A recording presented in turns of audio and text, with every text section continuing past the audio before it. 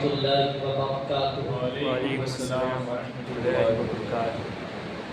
نحمده ونستعينه ونستغفره ونؤمن به ونتوكل عليه ونعوذ بالله من شرور أنفسنا ومن سيئات أعمالنا من يهده الله فلا مضل له ومن يضلل فلا هادي له ونشهد أن لا إله إلا الله وحده لا شريك له ونشهد أن محمدا عبده ورسوله قال الله سبحانه وتعالى قرآن المجيد فرقان الحميد ولا تقولوا لمن يقتل في سبيل الله أموات آمنت بالله صدق الله العلي العظيم بندے پروردگارم امت احمد نبی دوست دارے چار یارم تاب اولاد علی مذہب حنفیہ دارم ملت حضرت خلیل اور خاک پائے غوث آدم زیر سایہ ہر ولی۔ امام علی مقام سید الشہداء امام حسین رضی اللہ تعالی عنہ جب آپ کا ذکر خیر ہو رہا ہو تو اپنے دل میں کچھ نہ کچھ مرادیں مانگ لیں، اللہ اپنے حبیب کی فعل آپ کی مرادیں پوری فرما لے گا۔ اس بات کرنے سے پہلے ہم اور آپ مل کر نبی اور آل نبی پر درود پاک پڑھے اور اللہم صلی علی سیدنا و مولانا محمد وعلی سیدنا و مولانا علی وعلی سیدتنا فاطمہ وعلی سیدتنا زینب وعلی سیدنا حسن وعلی سیدنا حسین۔ پچھلی جمعہ کو ہم نے سماعت کیا تھا کہ سید الشہداء امام علی مقام رضی اللہ تعالی عنہ نے شب عاشور کو یہ بیان فرمایا کہ تم میں سے جو لوگ یہاں سے جانا چاہتے ہیں وہ چلے جاؤ، میں بروز قیامت تمہاری بھی شفاعت اپنے نانا جان سے کراؤں گا۔ لیکن آپ کے یہ تقریر ہونے کے باوجود بھی، آپ کی یہ اجازت ہونے کے باوجود بھی آپ کے جو جانثار رفقا تھے ان میں سے کوئی بھی نہ ہٹا، بلکہ سب نے ایک دوسرے کے بعد اپنی ایمان اور ولولہ انگیز تقریر کے ساتھ امام علی مقام کا ساتھ دینے کا عزم کر لیا۔ رات جب کی تھی، جب رات ہو گئی تو امام علی مقام آپ کی جتنے رفقا تھے تمام لوگوں نے ساری رات اللہ کی عبادت میں گزاری۔ جب صبح کا وقت ہوا تو میرے مولا میرے آقا سید الشہداء امام حسین رضی اللہ تعالی عنہ نے سیدنا علی اکبر رضی اللہ تعالی عنہ کو حکم دیا کہ اے علی اکبر اذان کہو۔ جناب علی اکبر نے اذان کہی اور امام اور دیگر جتنے بھی آپ کے رفقا تھے تمام لوگوں نے باجماعت فجر کی نماز ادا کی۔ جب نماز ہو چکی تو اب جیسے ہی سورج طلوع ہوا تو جنگ کا نقارہ بچ گیا اور جو ہے امام علی مقام آپ نے آپ کے ایک ساتھی کے پاس اپنی اونٹنی کو بلوایا اور امام اپنی اونٹنی پر سوار ہو کر کے میدان کارزار تشریف لے آئے اور امام نے ایک فصیح و بلیغ خطبہ ارشاد فرمایا، اللہ تعالی کی حمد کی، اپنے نانا جان پر درود پاک پڑھا اور پھر آپ نے فرمایا کہ اے لوگوں، تم میں سے جو مجھے جانتا ہے وہ جان لے اور جو نہیں جانتا وہ جانے کہ میں حسین ابن علی ہوں، میں انہی کا نواسا ہوں کہ جن کا تم کلمہ پڑھتے ہو۔ میرے بابا علی شیر خدا ہے، میرے چچا حضرت جعفر طیار ہے اور میرے بابا کے چچا حضرت سید الشہداء امیر حمزہ ہے۔ یاد رکھو میرے نانا جان نے میرے اور میرے بھائی کے بارے میں کیا فرمایا ہے۔ جاؤ جا کر کے اب بھی موجود ہے ابو سعید خدری سے پوچھ لو، جاؤ جا کر کے عبداللہ ابن عباس سے پوچھ لو، ام المؤمنین ام سلمہ رضی اللہ تعالی عنہا سے پوچھ لو کہ پیارے آقا نے میرے اور میرے بھائی کے بارے میں کیا فرمایا ہے. تم دنیا کے کتے ہو, تم پر دنیا رچ چکی ہے, لیکن یاد رکھو حسین ابن علی کا خون کوئی معمولی خون نہیں ہے. خدایا اپنے ہاتھ حسین کے خون سے رنگین مت کرو, جاؤ چلے جاؤ میدان کو چھوڑ کر کے. امام علی مقام آج کے تقریر فرما چکے تو کسی کا دل موم نہ ہوا, لیکن اللہ جسے چاہے اسے ہدایت عطا فرما دے. آج کی تقریر کو سن کر کے حر بن یزید الریاحی جو یزید کے ساتھ تھا اور 1000 کا لشکر لے کر کے سب سے پہلے یہی امام علی مقام کے سامنے آیا تھا, اس حر بن یزید الریاحی کانپنے لگا. آپ کے پاس آپ کا ایک قبیلے کا آدمی تھا, وہ کہنے لگا اے حر کیا بات ہے, ایسی میں کیا بات کر دی حسین نے تمہارے بدن پر کب کبھی تاری ہوئی. اس نے کہا کہ اے حر سنو, جب بھی پورے کوفے میں بہادروں کا نام ہوتا تھا تو میں سب سے پہلے تیرا نام لیتا تھا, لیکن ابھی تو کانپ رہا ہے. تو حر بن یزید الریاحی نے فرمایا کہ تم جانتے نہیں ہو میں ابھی جنت اور جہنم کے بیچ میں کھڑا ہوں, میں جنت اور جہنم کے بیچ میں کھڑا ہوں اور بخدا میں اپنی جنت کو ہاتھ سے جانے نہیں دینے والا. آپ نے یہ فرمایا اور فرما کر گھوڑے کو ڈیل لگا کے امام پاک کی بارگاہ میں آئے. اسی کو کیا خوب کسی نے کہا ہے کہ یہ نعرہ حر کا تھا جبکہ وہ فوج شام سے نکلا کہ دیکھو یوں نکلتے ہیں جہنم سے خدا والے. جناب حر اپنے گھوڑے کو لے کر کے امام پاک کی بارگاہ میں تشریف لے آئے اور پھر جو آپ نے امام سے یہ عقیدت کا اظہار کیا کہ اے امام اب میں اللہ سے توبہ کرتا ہوں اور میں جان گیا کہ آپ کی نرالی شان ہے, امام الانبیاء آپ کے نعرہ ہے, امام میں اپنے گناہ سے توبہ کرتا ہوں, کیا اللہ مجھے معاف فرما دے گا. تو یہ حر ایک عربی میں نام ہے, حر کا مطلب آزاد ہوتا ہے. تو فرمایا میرے امام ہے حر, چاہ تو یہاں بھی حر اور جہنم سے بھی حر ہے, تجھے اللہ نے دنیا میں بھی آزاد کر دیا اور جہنم میں سے بھی آزاد فرما دیا. اب امام علی مقام نے حر کو یہ بشارت دے دی کہ اللہ تمہاری توبہ قبول کر لے گا. تو ادھر سے اب ابن سعد ملعون نے تیر برسائے اور پہلا تیر یہ کہتا ہوا چھوڑا کہ اے لوگوں گواہ ہو جانا کہ سب سے پہلے حسین کے خیمے پر تیر میں سعد بن ابی وقاص نے چھوڑا ہے. اس نے تیر چھوڑا اور جنگ کا آغاز ہو چکا. امام علی مقام کے خیمے میں سے ایک جاتا اور جانثار کی جو جوہر پتا تھا وہ شہید ہو چکا. اب سبھی کی تفصیل بتائی جائے گی تو کافی وقت نکل چکے گا.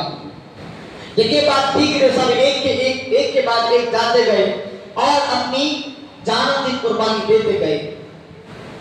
اب ان میں سے ایک شخص تھے جن کا نام تھا عبداللہ بن وہاب الکلبی. آپ کے بارے میں آتا ہے کہ آپ قبیلہ بنی کلب سے تعلق رکھتے تھے. جب آپ کی والدہ کو پتا چلا کہ امام علی مقام کو کربلا میں گھیر لیا گیا ہے اور آپ پر پانی بند ہے تو آپ کی والدہ آپ کے پاس آئی. ابھی آپ کی شادی کو صرف اور صرف 17 دن ہوئے تھے, بالکل نئی شادی ہوئی تھی آپ کی. آپ کے پاس آئی اور کہنے لگی ہے میرے بیٹے میری یہ خواہش ہے کہ تو اپنی جان امام پاک کی بارگاہ میں قربان کر. یہ کیسی مائیں تھی آپ, یہ کیا مائیں تھی, اللہ نے ان کو کیا جھگڑے عطا فرمائے تھے کہ امام کی بارگاہ میں خود لے کر کے آتی ہے اور کہتے ہیں بیٹا میری یہ خواہش ہے کہ تو امام علی مقام کی بارگاہ میں شہید ہو جائے, آپ کے اوپر جان کو قربان کر دے.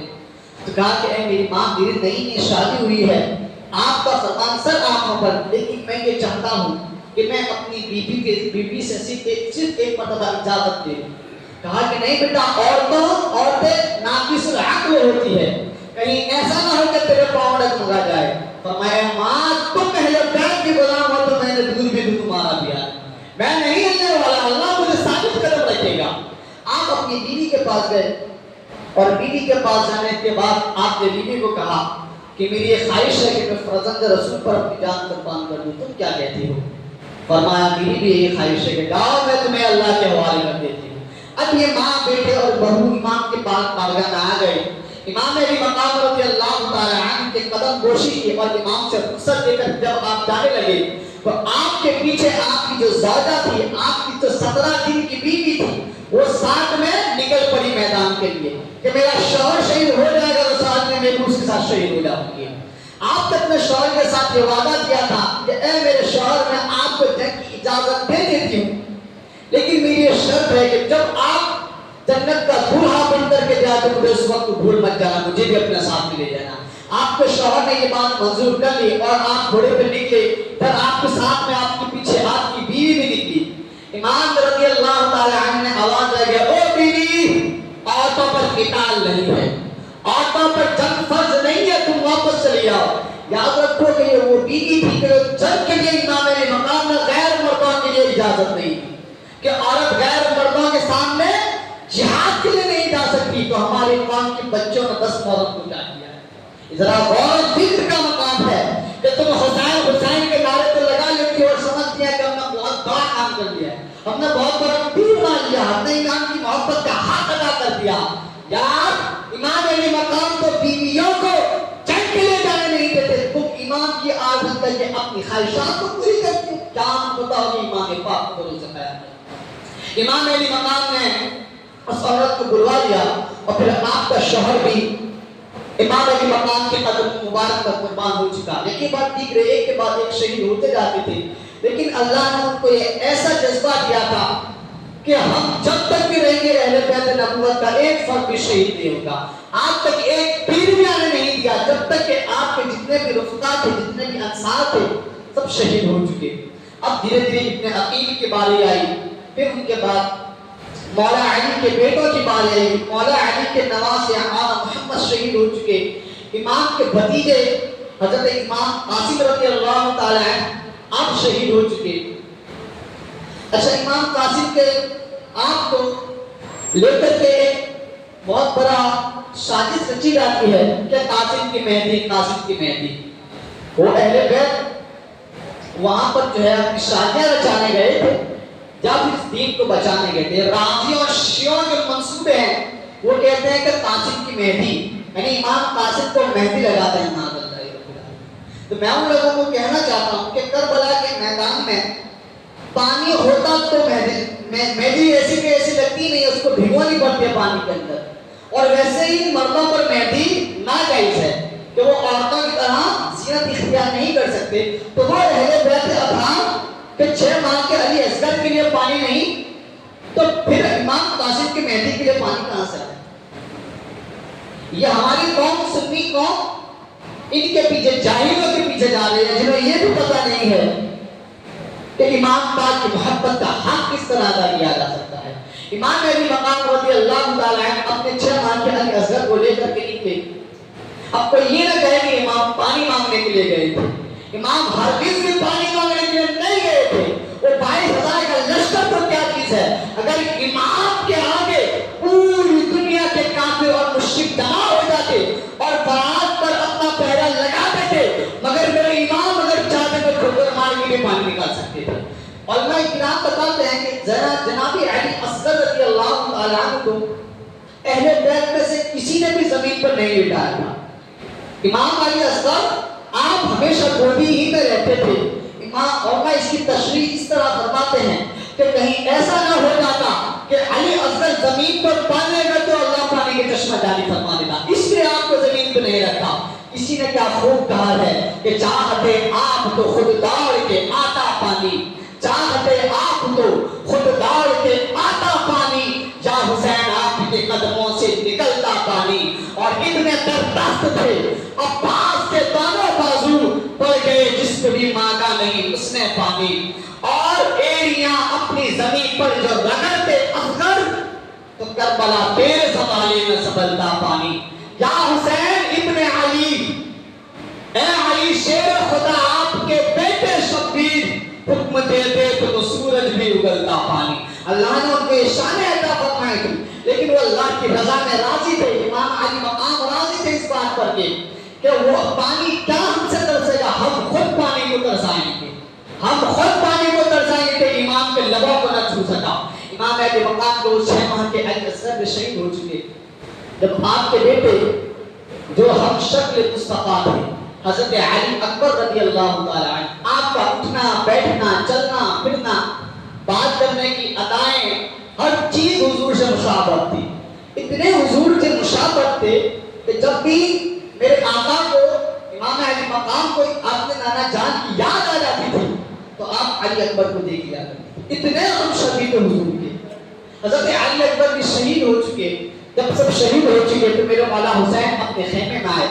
آپ نے جمعہ کی نماز پہلے ہی اول وقت میں ادا کر لی تھی، اب آپ جمعہ کی نماز کے بعد سب شہید ہوتے گئے، علی اکبر بھی شہید ہو گئے، تو امام اپنے خیمے میں آئے۔ اب کوئی خیمے میں مرد نہیں رہا سوائے حضرت امام زین العابدین کے۔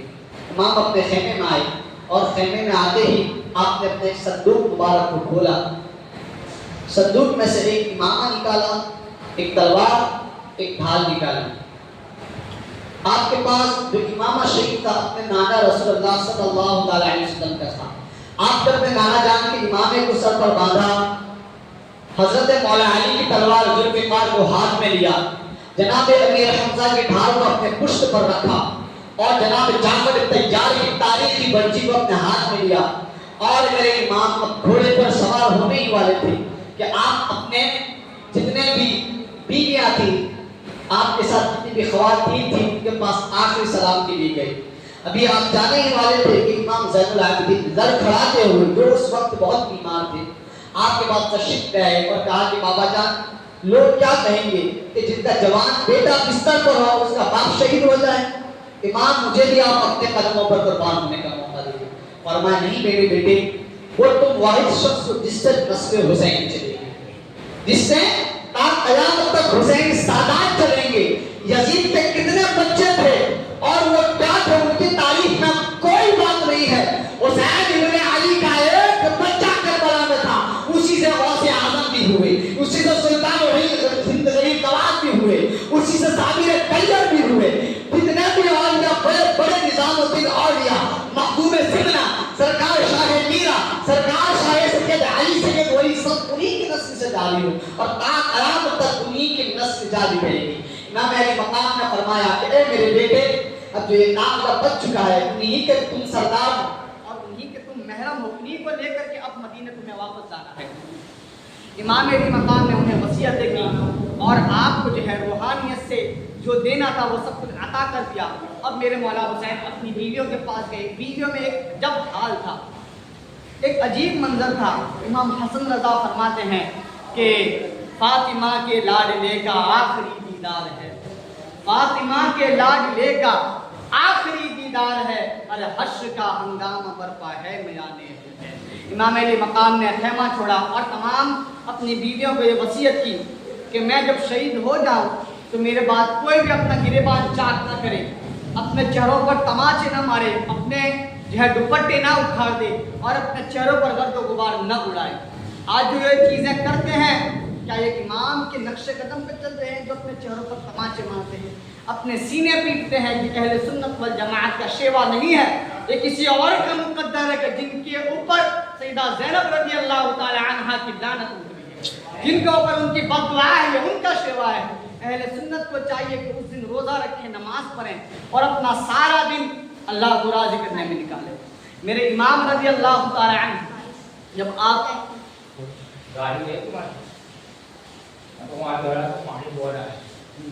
جب میرے امام رضی اللہ تعالی عنہ نے آپ اپنے گھوڑے کو سوار کر کے نکلے تو بدبخت کئی ازلی آپ کے سامنے آئے، لیکن امام حسین رضی اللہ تعالی عنہ آپ نے ذوالفقار حیدری کے وہ جوہر دکھائے کہ تاریخ میں مثال نہیں ملتی۔ حدیث پاک میں آتا ہے، بلکہ روایات میں آتا ہے کہ کسی کو امام نے ایک ہی وار میں 2 ٹکڑے کر دیا، کسی کے گردن پر اتنی زور سے تلوار کا وار کیا تو اس کی گردن اتنی دور جا کر کے گری جیسا کہ گیند اڑ کر جا کر کے گرتی ہے، کسی کے سر پر اتنی زور سے وار کیا کہ وہ سر سے لے کر کے زمین تک 2 ٹکڑوں میں تقسیم ہو چکا۔ اب امام علی مقام جتنے بھی وہ ابن سعد وغیرہ تھے گنڈے بدبخت، انہوں نے یہ کیا کہ امام علی مقام پر تنہا وار نہیں کیا جا سکتا، امام کو نرغے میں لے لو اور انہیں نیزوں سے چھلنی کر دو۔ جب تمام ہی بدبخت کتے یزیدی امام علی مقام کو نرغے میں لے کر کے نیزہ اور بھالے مار رہے تھے، اس سے بھی ان لوگوں نے دیکھا کہ امام سے اس پر بھی قابو نہیں پایا جا سکتا، تو ابن سعد نے اپنے تمام لشکر کو واپس بلا لیا اور پھر ان کو یہ کیا کہ تمام ہی لوگ جو ہے اب تیر برسائے، کیونکہ امام حسین جب تیر سے زخمی ہو جائیں گے اس کے بعد پھر امام علی مقام کو شہید کرنا آسان ہو جائے گا۔ اب ایک ہی ساتھ امام پر ہزاروں تیر برسے اور ایک بدبخت نے اتنی زور سے امام کی پیشانی مبارکہ میں تیر مارا کہ جو تیر زہر سے بجھا ہوا تھا، یعنی اس میں زہر تھا، آپ کی پیشانی مبارکہ پر لگتے ہی آپ کو گش آ گئے، آپ کو چکر آ گئے اور امام گھوڑے سے فرش زمین پر تشریف لے آئے۔ آپ کو بے انتہا چکر آ رہے تھے اور بدبخت شمر نے آپ پر اتنی زور سے نیزے کا وار کیا کہ آپ کے پیٹ مبارک کو چیر کر کے وہ نیزہ باہر نکل گیا، اتنی زور سے وار کیا۔ اب امام علی مقام نے دیکھا، روایت میں آتا ہے کہ عصر کا وقت شروع ہو چکا تھا، بالکل ابتدائی وقت تھا کہ امام علی مقام نے عصر کی نماز کے لیے جو ہے وہاں پر پانی تو تھا نہیں اور تیمم کی بھی کیفیت نہیں تھی کہ آپ کے تمام اعضاء سے خون بہہ رہا تھا۔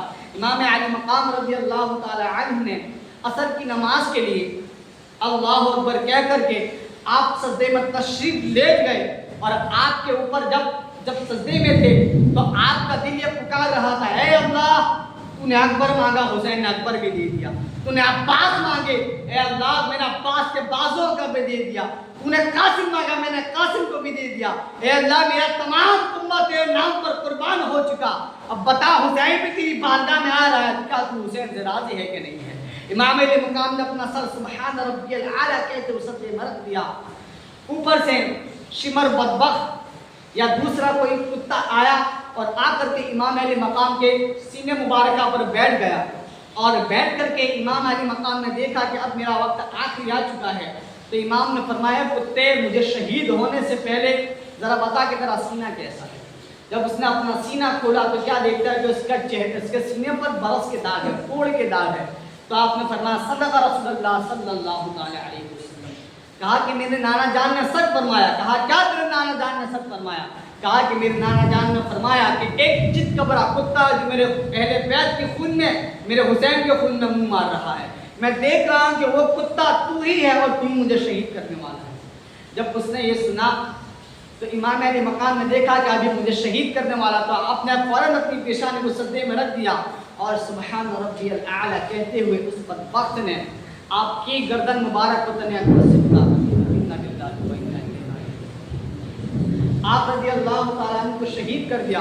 پھر اس کے بعد ایسے ایسے واقعات پیش آئے کہ بیت المقدسہ میں اس وقت جو بھی پتھر اٹھایا جاتا تھا تازہ خون وہاں سے نکلتا تھا، خون کی بارش ہوئی اور جو ہے یہ آسمان کو دہن لگ گیا اور تقریباً 3 دن یا 7 دن تک آسمان کو جو ہے سورج دکھائی نہیں دیا، اندھیرا چھایا تھا۔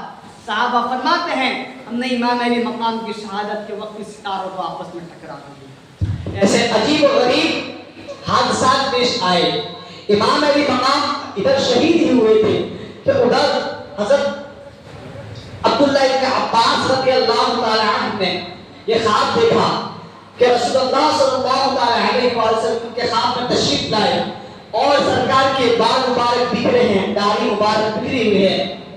فرمایا یا رسول اللہ مجھ پر آپ کے ماں باپ قربان سرکار کے کیا حال ہے، اور آپ کے حال میں آپ کے ہاتھ مبارکہ میں یہ خون سے بھری شیشی کیسی ہے؟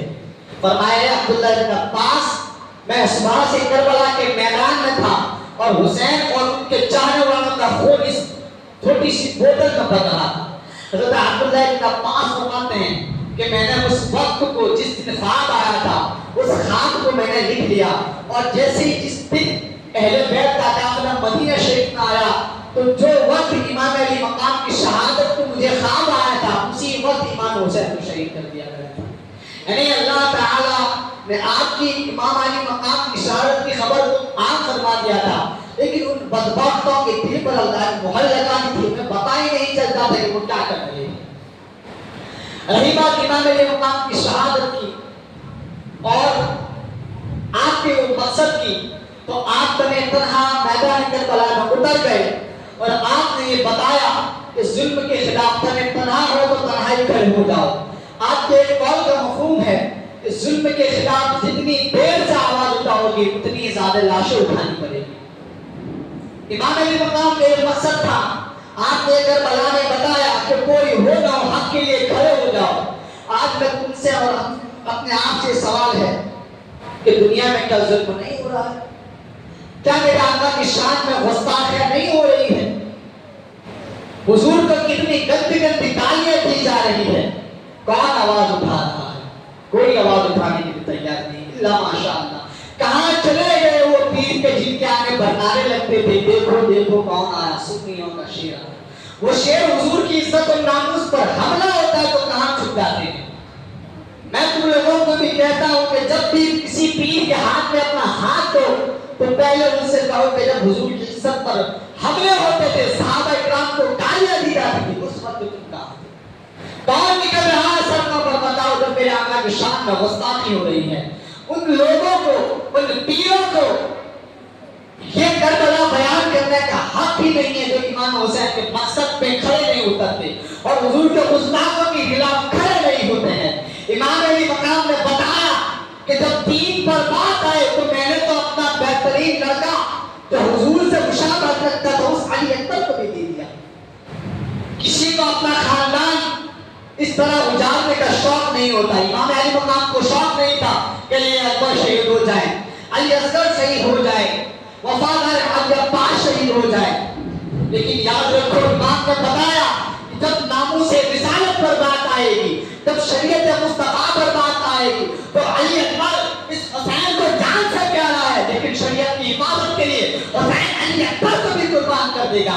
अब्बास ने हुसैन से बड़ी वफा निभाई है, लेकिन जब नामूस रिसालत की बात आएगी, खत्मे नबूवत की बात आएगी, शरीयत मुस्तफा की बात आएगी तो हुसैन अब्बास को भी कुर्बान कर देगा और मोहब्बत को भी कुर्बान कर देगा, हत्ता कि अपनी जान को भी कुर्बान कर देगा। हम और आप देखें कि हमने नामूस रिसालत के लिए क्या किया है। जब भी नामूस रिसालत की बात आती है तो हमें एक अजीब सी माज़अल्लाह खौफ हिरस फैल जाती है कि अगर हम निकलेंगे रैलियों के लिए तो हमारे बच्चों को अरेस्ट कर लिया जाएगा, हमारे घरों पर बुलडोजर गिरा दिया जाएगा। लिहाजा हुकूमत इनकी हम आवाज उठाने वाले नहीं हैं। मैं उन्हें बताता हूँ कि इमाम अली मकाम के ज़माने में किसकी हुकूमत थी? वज़ीर की हुकूमत थी कि नहीं थी? इमाम अली मकाम का घर गुजरा के नहीं गुजरा है? बेशक इमाम अली मकाम का आप तो बज़ाहिर आपका घर गुजर चुका, लेकिन क़यामत तक के लिए आपके तमाम अहले खाना को अल्लाह ने दाई बका अता फरमाई है। तो इस दीन के लिए खड़े हो जाए और यही मकसद न रखें कि इमाम अली मकाम की शहादत सिर्फ एक 10 मुहर्रम के लिए होती है कि ताज़ा यहाँ से उठाओ और वहाँ पर रख दो। ये मकसद नहीं इमाम मकाम की शहादत का, ये मकसद नहीं है। हम और आप गौर करें कि जिस रात को इमाम अली मकाम कुरान की तिलावत कर रहे थे, इमाम का सर नेज़े पर बुलंद था, आपका सर कुरान की तिलावत कर रहा था, आपने शहादत सदे में पाई है। ये नमाज और कुरान से इमाम का बहुत पुराना ताल्लुक था, बहुत पुराना ताल्लुक था। अफसोस कि हमें इमाम की प्यास बताई गई, अफसोस कि सिर्फ हमें इमाम अली मकाम का लुटा हुआ कुंबा बताया गया, हमें कुरान की तिलावत नहीं बताई गई, हमें इमाम अली मकाम की नमाज नहीं बताई गई। काश कि हमें नमाज बताई गई होती तो आज 10 मुहर्रम को मस्जिदें खाली नहीं बल्कि बिल्कुल भरी हुई दिखाई देती। काश कि हमें इमाम की तिलावत बताई गई होती तो हमारी कौम जो 10 मुहर्रम को कुरान नहीं होती वो कम अज कम 10 मुहर्रम को कुरान नहीं होती। ये सिला क्या है इमाम अली मकाम की शहादत का? खुदाया इन चीजों से परहेज करे और अभी भी कुछ वक्त नहीं गया है और इमाम अली मकाम की शहादत के मकसद को आप उसके अलम बरदार बनते हुए कम अज कम खुद ये कोशिश करें कि हम अपने घर वालों को दीन की तबलीग करेंगे और बिलखुसूस उस खबीस ने, उस आयशा ने जो सरकार की शान में गुस्ताखी की है, जब भी ऐलान होगा हुजूर की इज्जत के लिए निकलो तो तमाम हज़रात अपने बीवी बच्चों में तो दूर की बात है, कम अज कम खुद और अपने घर के जितने भी मर्द हज़रात हैं उनको लेकर के सड़कों पर निकल आएंगे। क्योंकि इमाम अली मकाम का यही मकसद था कि दीन पर हमला हो जाए तो कोई साथ हो ना हो, तरह तरह दीन के लिए निकल जाना है। आज जो पीर खामोश है उनको भी मैं कहना चाहता हूँ, किसी ने क्या खूब कहा था कि ए शेख बता क्यों आया था इब्ने अली मैदान में, कल हो सकती थी खैमे में भी शम्मा ईमानी रोशन। इमाम अली मकाम चाहते तो खैमे में रहकर भी दीन बचा सकते थे, लेकिन ताक़यामत तक आपने बताया कि जब नाना जान की दीन पर हमला हो जाए तो फिर कोई भी खैमे में बैठा नहीं रहेगा। अल्लाह ताला की पाक बारगाह में दुआ है कि मैंने जो कुछ बयान किया अल्लाह सबसे पहले मुझे उस पर अमल करने की तौफीक अता फरमाए। तमाम हाज़िरीन मेरे साथ اپنے تمام گناہوں کی توبہ کریں، پر استغفر اللہ ربی من کل ذنب و اتوب الیہ، اپنے ایمان کی تجدید کریں اور پر اشہد ان لا الہ الا اللہ و اشہد ان محمدا عبدہ و رسولہ۔ السلام علیکم ورحمۃ اللہ تعالی وبرکاتہ۔